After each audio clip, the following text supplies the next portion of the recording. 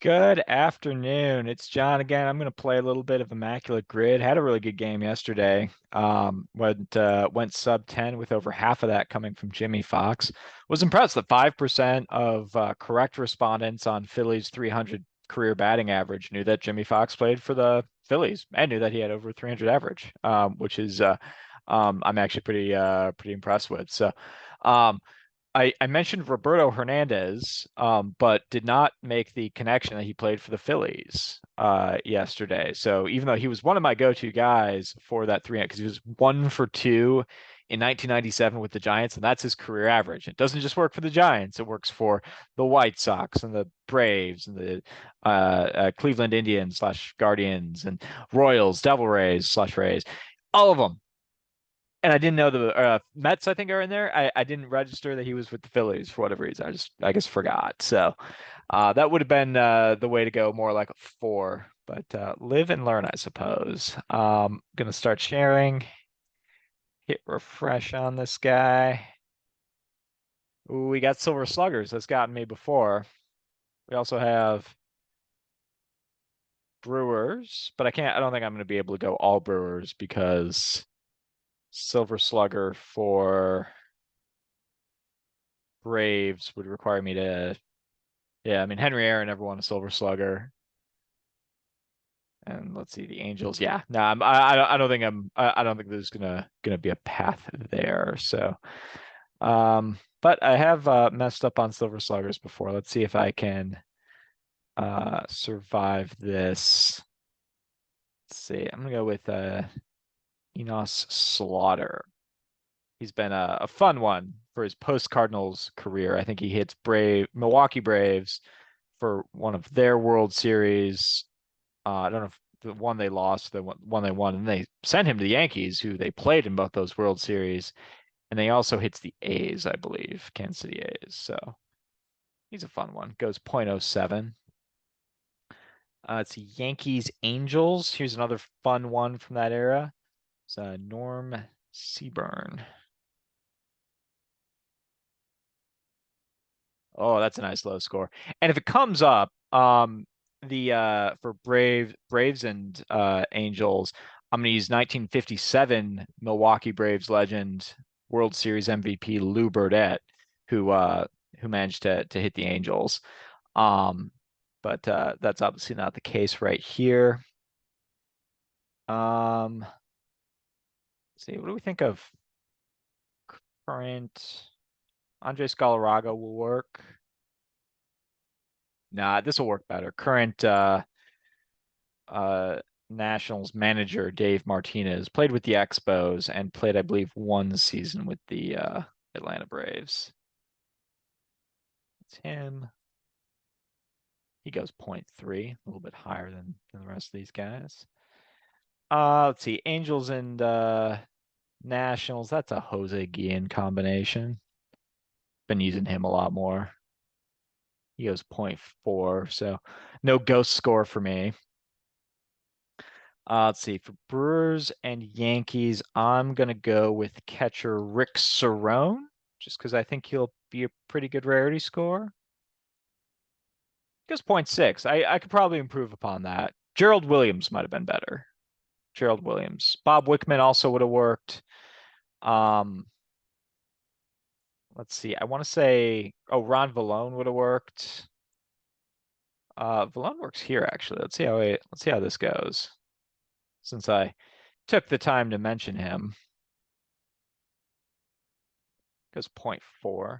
You know who I'm going to do next time if I get this combination or some of the related teams? Mike Marshall, who famously set the all-time record for innings pitched by a reliever with over 200 and over 100 total appearances in 1974 with the Dodgers. The year before that, he had a great relief season with the Expos, and 4 years before that, he was on that inaugural Seattle Pilots team. Um, yeah, that would have probably been a better one because he's more famous with the Dodgers probably, but he was immortalized in with the Seattle Pilots in the book Ball 4. All right. So Silver Sluggers, let's see. You got Yount, you got Cooper. I believe Ogilvy. I think Ogilvy is actually going to be probably the best. Bron Yelich. William Contreras did not win it this year. I thought he was. I thought that one could have gone any number of ways, but he did not win it. Um, I think did Fielder might have won I think a couple actually. Um, pretty sure Molitor won at least at some point. Let's go Ben Ogilvy, 1980. Gets 2%. That's pretty good. Um, let's see. For the Angels, I actually think Dave. Actually, I don't know. I was thinking maybe Dave Parker. Um, in that little end of his career when he was a DH, but I can't say that with either the Brewers or the Angels with any confidence. He did play for both teams though. So what am I at? Like a 4 right now? Probably coming up though. Um, Braves, let's see.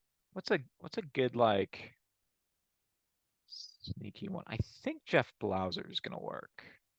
I think he had a couple seasons in. I want to say his 97 season. He was both really good, and Barry Larkin got hurt. And so I'm pretty sure Jeff Blauser works.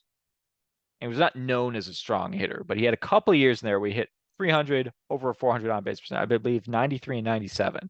Kind of just relative maximums in a sea of, an otherwise defensive player's career, but, priority defensive player's career. That's who I'm going with, though. Goes point 0.6. Let's see. And then for the Angels, let's see. I think Tim Salmon will work for 1995. Vladimir Guerrero certainly works. Um, Mike Trout, of course, works. Shohei Ohtani works. Trout and Ohtani will take. Um, I think do the best. Troy Gloss works.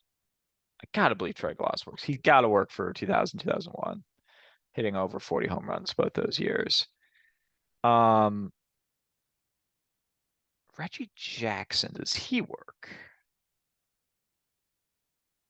He led the league in home runs in 1982, tied with Gorman Thomas. I actually wrote in my book about how Reggie Jackson actually managed to tie 3 different Milwaukee Brewers for home run crowns. One of them was Ogilvy in 1980 with 41. He tied Gorman Thomas with 39 in 1982, and he also tied uh, George Boomer Scott um, in I believe 75 with like 36 home runs. So also Jackson was playing with 3 different teams. He was with the A's when he tied Scott. He was with the Yankees when he tied Ogilvy, and he was with the Angels when he um, tied Gorman Thomas. The only reason I'm not is I think Hal McRae was really good that year too. And I think Jackson just led the league in home runs, but was, his batting average was coming down. So that makes me think Gloss is a safer pick.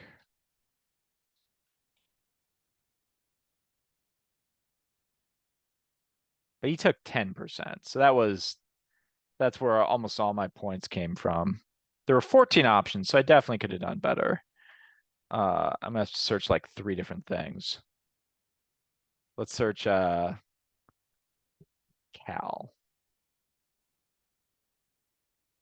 What? No. Cal.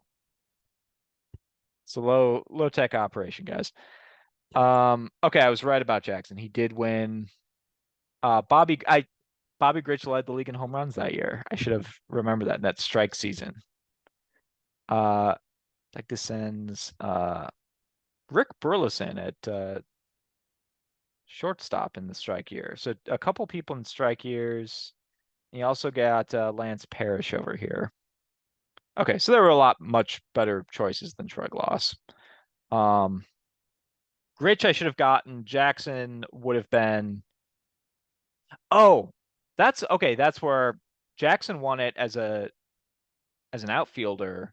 McRae was the Silver Slugger as a DH. So Jackson was still in the outfield. I thought he was a DH by that point.